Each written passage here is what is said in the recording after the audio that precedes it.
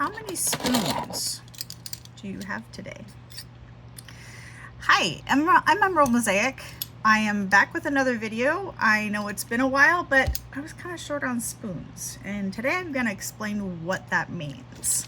So, spoon theory, in case you've never heard of it, was came up with by a woman named Christine Miserardino. I think I'm pronouncing that right. And this was years and years ago. She had lupus, and she was trying to explain to her closest friend what it was like to live with a chronic illness. And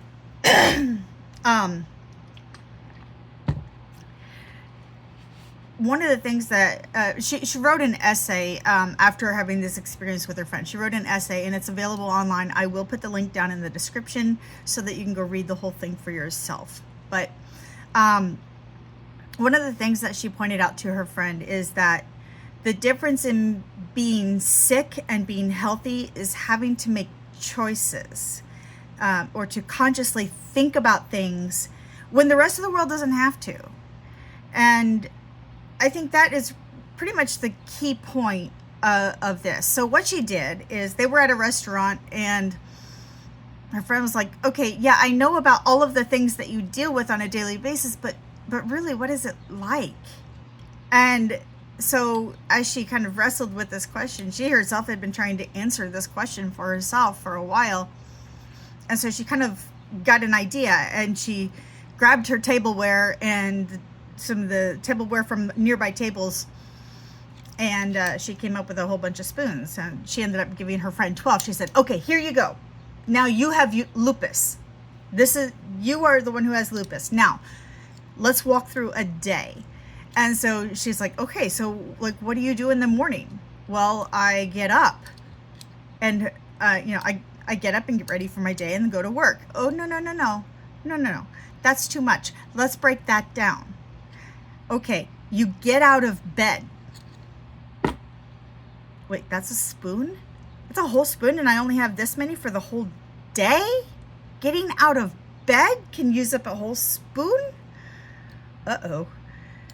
Because you see how limited the resources are, and you just used up an entire one by getting out of bed. Okay, well then you got to decide if you're going to shower or not. So for somebody with lupus, raising their hands up to their head and also bending down to reach their feet to wash their legs, that can use up another spoon. Well, geez, now I've got 5 left. Now what am I going to do? I got to get through the day. And how am I supposed to get through the day with only this many left? This is what it means to really seriously think about how you're going to accomplish things in your day. And it really helps you prioritize what's truly important, what is necessary, and what isn't.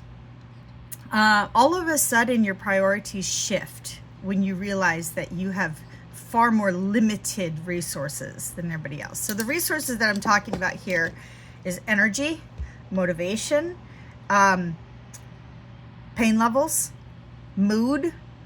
I mean, the list kind of goes on. And I mean, this is totally not even counting, money and things like that. But, oh, by the way, yeah, time. Time is another one, a really big one. When you have a chronic illness, everything takes longer. Getting ready for your day just takes longer. And so you have to plan a whole lot better.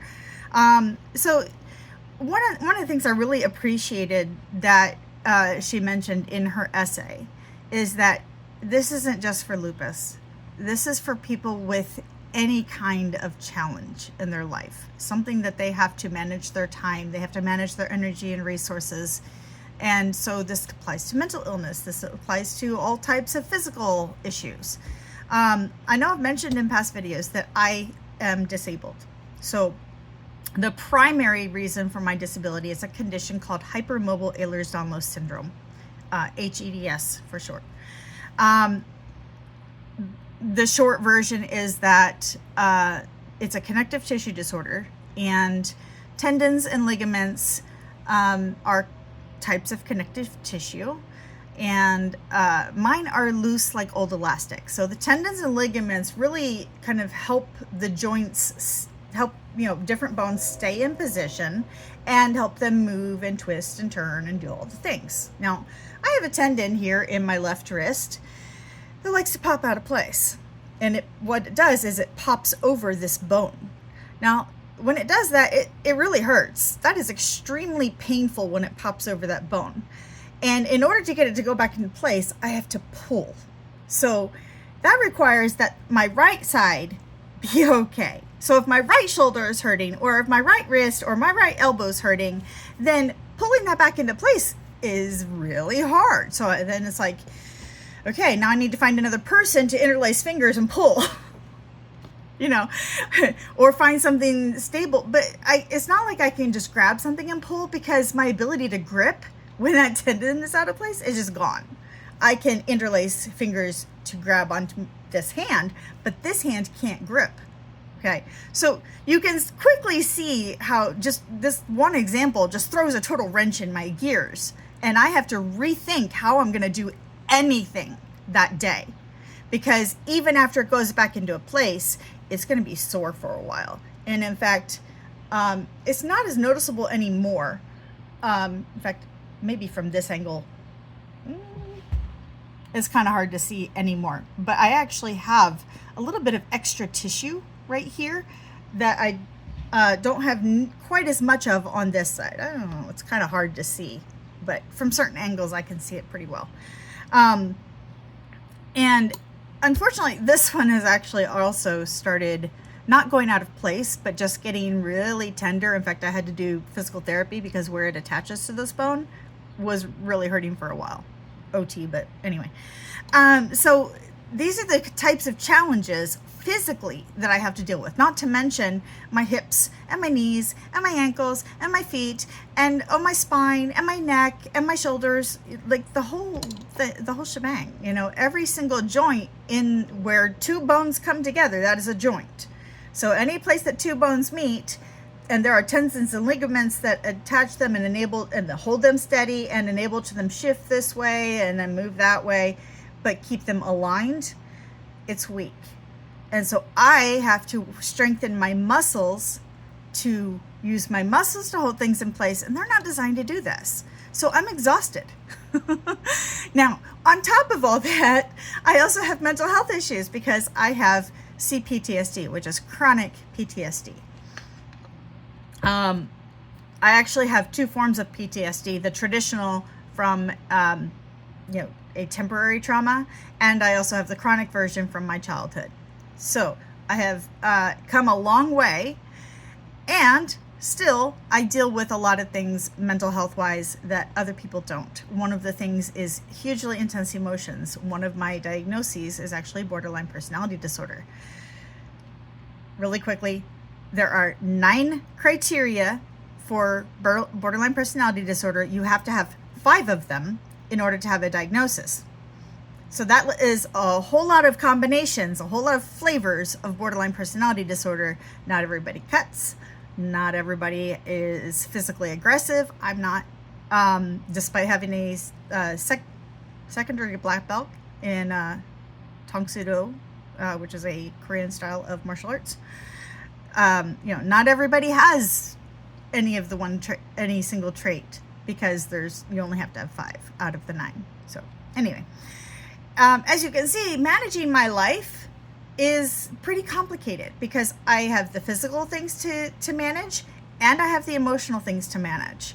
And learning how to manage my emotions has taken a boatload of work, and it has taken years of practicing and practicing and practicing and practicing and practicing over and over and over again. I am still honing those skills, and I've come a very long way. I have much better control over the emotions than I used to do. But something my counselor has me doing is substituting and instead of but. I still sometimes struggle, and on a day when I've had some really big emotions and I'm emotionally exhausted, there goes a spoon. So, managing spoons, it gets pretty complicated. So the more things that you throw into the mix, the harder it is to manage your spoons. So one thing that Christine Mazzaradino said is that, spoons became kind of a code word for what she could and couldn't do. And that's really how I use it too. Man, I don't have spoons for that today. Or luckily, some things actually give me spoons. They actually give me a spoon back. So here's an irony. I am an extroverted introvert. So what that means is that I love being around people. I enjoy being in a group of people where we have great energy and we're passing ideas back and forth and having great interactions and awesome conversation, especially banter. That really gives me spoons. I gain so much from that. And the process of getting there uses up spoons, and it also takes me a while to recover. So after I have this wonderful interchange and I feel excited and everything, once I come down from that, I'm wiped out for a day or two. And so I have to be alone for a while and recharge my batteries before I can go be social again. So this is partly why I'm not very involved in social activities, even though I would love to, because right now I don't have the spoons for it. So one common concept that people talk about is borrowing against tomorrow's spoons. So, if I have, okay, this is all the spoons that I have for today. Okay, I used these two. Okay, well then I use that one, and then I use that one, and then I use that one, and then I use that one, and then I still have another to use, and then something else comes up, and I'm out. My hands are empty. What I do is I say, okay, I'm going to pull a spoon from tomorrow, but that means that tomorrow, this is all I have to use. So that's kind of what happens for me in social situations is even though say going to a social situation would use up 3 spoons. I would get, I might get 1 back, but I'm still short. And the rest of the evening from the time I get home until I go to bed uses up that last spoon. And sometimes I'm still actually really just short and I still have things to do to get ready for bed. Then, okay, I'm just going to dig deep and pull from those reserves. So that's the thing. You really have to have some kind of reserves. We talk about using all your spoons, borrowing against tomorrow.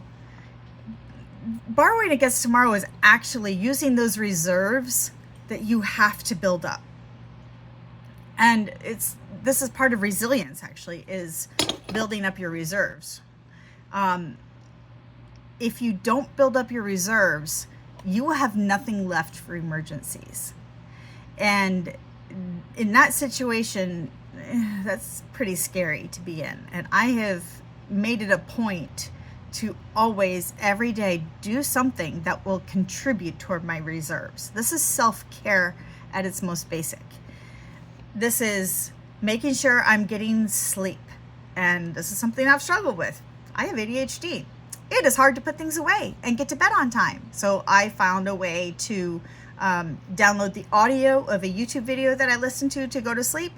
And I use the focus feature on my phone to remove my ability to access any apps that are too tempting that will keep me awake at night. So getting enough sleep, getting adequate nutrition, getting good nutrition. This is so vital. You have to feed your body. You have to get the appropriate nutrients. As a former nurse, this is like one of my primary teaching points, is nutrition is so important.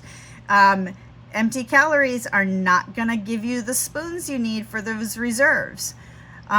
Social interactions of some kind, even if it's online, every day you need to connect with another human being. And I would say at least every other day in person, somebody in person. Don't go more than 5 days without seeing somebody in person in some way, shape, or form. Even if it's a video call, that still helps. You've got to protect that. If you are spiritual, doing something to connect spiritually with whatever you believe in, however that looks for you, doing something that connects to your spiritual side. We all have a spiritual nature. Even if you're an atheist, that is a spiritual belief. It is a belief about spirituality. And even if you're an atheist, spending time either reaffirming your beliefs in some way, shape, or form, or maybe opening the possibility that maybe something else is out there. It really is important to connect to your spiritual side. We all have one. So it's important to acknowledge it and connect to it. Managing your emotions, like I talked about. Learning how to sit with uncomfortable emotions, like I did in a previous video. I demonstrated clearly how to do this. You sit with the physical sensations. So you separate the thoughts from the physical sensations, and you shelve the thoughts, put them aside for just a little while. You can acknowledge them later. You can talk about them later, think about them later. Focus on just the physical sensations. Does my head hurt? Is my neck tense? Is my throat tight? Is my chest achy? Or do I feel hollow? Or is my shoulder hurting? All of these things can be emotional. Does my stomach feel nauseated? All of these things are emotions. And so connecting with your emotions, allowing yourself to sit with the discomfort. This is important. And a lot of people don't want to take the time to do it because it's uncomfortable. Well, yeah, it's uncomfortable. And yet it is still important. So all of these things go into building up those reserves so that when you've used up all the spoons that you normally have available, you still have something left. It really is important. So I don't want to go too far with this. I think this is a good point to close out. So I'm going to leave you with a poem. I wrote this poem in high school. In my economics class, our teacher allowed us ways to get extra credit if we wanted it. I'm a poet, so I was like, why not?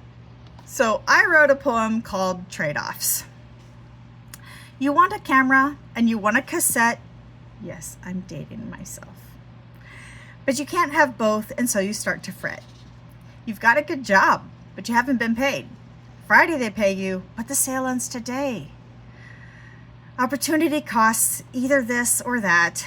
If you buy the shirt, you give up the hat. Now, trade-offs are good because you learn to choose. If you don't use your head, you're bound to lose. But remember this, loss doesn't have to be. Check everything out, and a big winnings you'll see.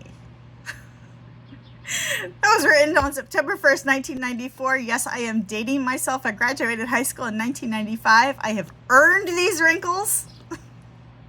And I have to say that laughter is a wonderful way to give yourself a little spoon back. And being able to, not take yourself too seriously is also a very good thing. So anyway, I think that's all for today. I hope you have a wonderful day. I hope this video gives you a spoon.